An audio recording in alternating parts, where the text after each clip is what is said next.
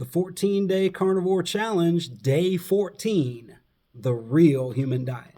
I'm the author, Jason Atkinson. We made it!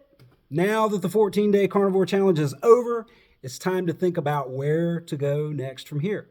As I stated earlier in the book, the carnivore diet is essentially an elimination diet.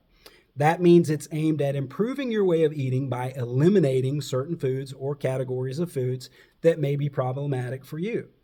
In the case of the carnivore diet, that would be eliminating plant material. Our society thrives on the extreme approach, and a true carnivore diet consisting of nothing more than meat, salt, and water would definitely fit that bill. I don't personally follow a strict carnivore approach, nor do I recommend it to anyone. I wrote this book as a reference for those who are curious about this method and simply to have a reason to research it more thoroughly.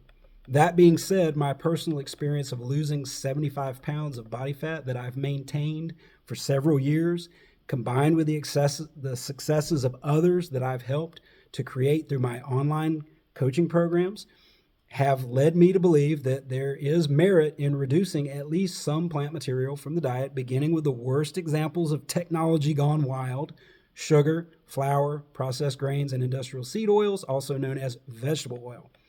Being of plant origin is not what makes these ingredients harmful. It's the fact that they represent sources of pure, refined dietary energy with little or no nutritional value. In other words, they're empty calories. Additionally, these ingredients promote inflammation, appetite dysregulation, and other negative effects that will prevent you from reaching your optimal state of health and fitness, or at least make it more difficult to achieve.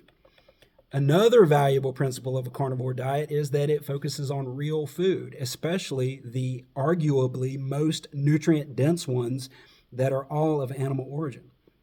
Real food doesn't have labels. Products have labels. The one thing that adherents to the various ancestral health diets like paleo, keto, and carnivore agree on is that processed food is at the heart of the problem.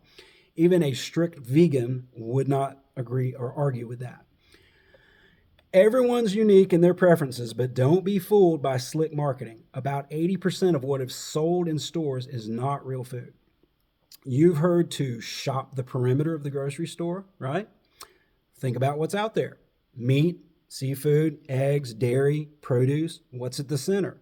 Mostly grains, sugar, flour, seed oils, corn syrup, and other processed food products. I have developed a carb sensitivity spectrum questionnaire that I can't print in its entirety or talk about at this time, but briefly ask yourself, what effect does consuming a high carbohydrate meal or snack have on the following? Your energy. Is it sluggish, or do you feel ready to go? Appetite, especially 3 or 4 hours later. That's a sure sign of energy roller coaster due to insulin spikes and crashes that many people experience as a daily reality. Mood. Do you get hangry if you miss a meal? Do you get shaky or feel weak without frequently consuming carbohydrates? These are keys to revealing your level of glucose dependency. Not being able to last more than a few hours without a snack is a very vulnerable and weak metabolic state to be in. Fasted glucose, A1C, or other blood markers. Depending on your score, you might choose the real food route that allows you to have a significant carbohydrate load, or SCL, on the following scale. Every 4 to 6 hours, that's a paleo or carb backloading approach. Every 4 to 6 days, that's a carb cycling or cyclical ketogenic diet. Every 4 to 6 weeks, that's zero carb carnivore or ketovore diet. The major concept I want readers to take away from this book is the understanding that a lifestyle, including weight training, some regular cardiovascular activity, and a high-protein, low-carb way of eating creates more storage space in the muscles and liver to buffer incoming glucose and also increases insulin sensitivity in the muscle tissue. After a week of this protocol, the muscles are hungry for carbohydrates. Stick around for my next book, which continues to explore resistance exercise, low-carb ketogenic diets, and intermittent fasting through an ancestral lens.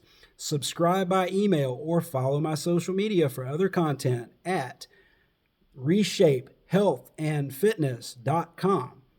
As always, I welcome your comments below, and until next time, Stay strong and enjoy the journey.